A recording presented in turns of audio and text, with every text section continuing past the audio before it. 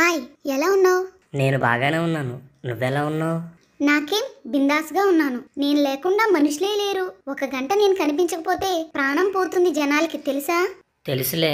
నిద్ర నుండి లేచేసరికి పక్కన నేనుండాలి. పని చేసుకునేటప్పుడు, తినేటప్పుడు, ప్రయాణాల్లో, ఆఖరికి పడుకునేటప్పుడు కూడా నేను పక్కనే ఉండాలి.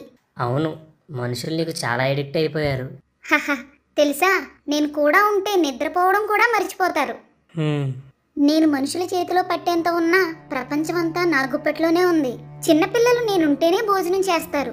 యూత్కి నేనుంటే భోజనమే అవసరం లేదు.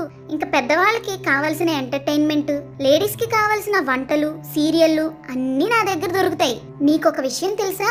ఒక రోజుకి మనిషి సగటున 4 గంటల సమయం నాతో గడుపుతాడు. సరే కానీ నీ గుప్పెట్లో లేని వాళ్ళు కూడా ఉన్నారు తెలుసా? ఎవరు? అనాగరికులు, సెల్లవాడటం తెలియని వాళ్ళ? కాదు, మరి క్రైస్తవులు. హహహహహ. అదేంటి నవ్వుతున్నావు? జోక్ బాగుంది.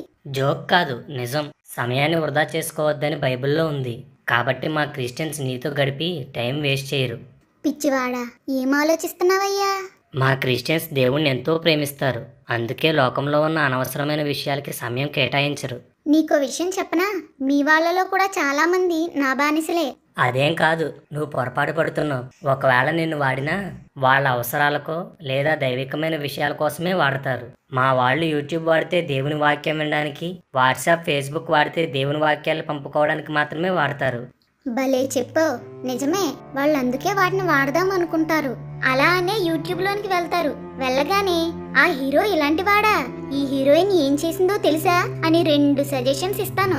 అంతే, అక్కడ మునుగుతారు, ఎక్కడో తేల్తారు. ఇప్పుడు చెప్పు, వాళ్ళ సమయం అంతా నా గుప్పెట్లో లేదా? వాళ్ళు ఫేస్బుక్ లో దేవుని పోస్టులే పెడదాం అనుకుంటారు. కానీ అంతలో ఒక అమ్మాయితో లేదా అబ్బాయితో ఫ్రెండ్ రిక్వెస్ట్ పెట్టిస్తా, అంతే దొరికిపోతారు. మా వాళ్ళు అంత బలహీనులు కాదు. నా దగ్గర చాలా లిస్ట్ ఉంది, కావాలా? వద్దులే.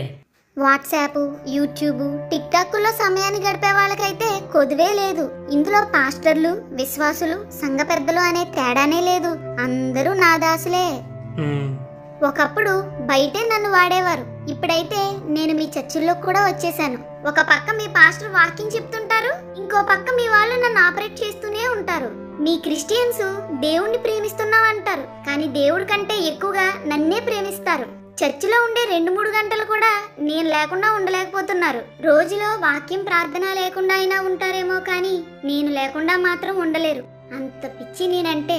నేను అబద్ధాన్ని నేర్పిస్తాను, వేషధారణ అలవాటు చేస్తాను, తప్పులు చూపిస్తాను, చేయిస్తాను, భక్తి నుంచి వెనక్కి లాగి లోకంలో కలిపేస్తాను, నరకానికి పరుగులు పెట్టిస్తాను. నన్ను మితంగా వాడిన వారికి నేను ఉపకారిని, కానీ అతిగా వాడేవారికి మాత్రం అపకారిని. నా ద్వారా దేవుని వాక్యాన్ని విని బలపడిన వారు ఉన్నారు, బలంగా దేవునిలో ఉండి దిగజారిపోయిన వారు ఉన్నారు. నన్ను ఒక పరికరంగా చూసి అవసరానికి వాడితే మేలు చేస్తాను. నాతో అతి సాన్నిహిత్యం మీ ఆత్మీయ జీవితాలకి ఎంతో నష్టం. వెళ్ళి మీ వాళ్ళకి చెప్పు, ఇప్పటికైనా మారమని. క్రైస్తవులారా, దినములు చెడ్డవి కాబట్టి సమయాన్ని పోనివ్వక సద్వినియోగం చేసుకోమని బైబిల్ చెప్తుంది. కాబట్టి మన సమయాన్ని వృధాగా మొబైల్ ఫోన్తో గడపకుండా అవసరమైన మేరకు దాన్ని ఉపయోగిద్దాం. అజ్ఞానుల వలె కాక జ్ఞానుల వలె నడుచుకుందాం. ఆమేన్.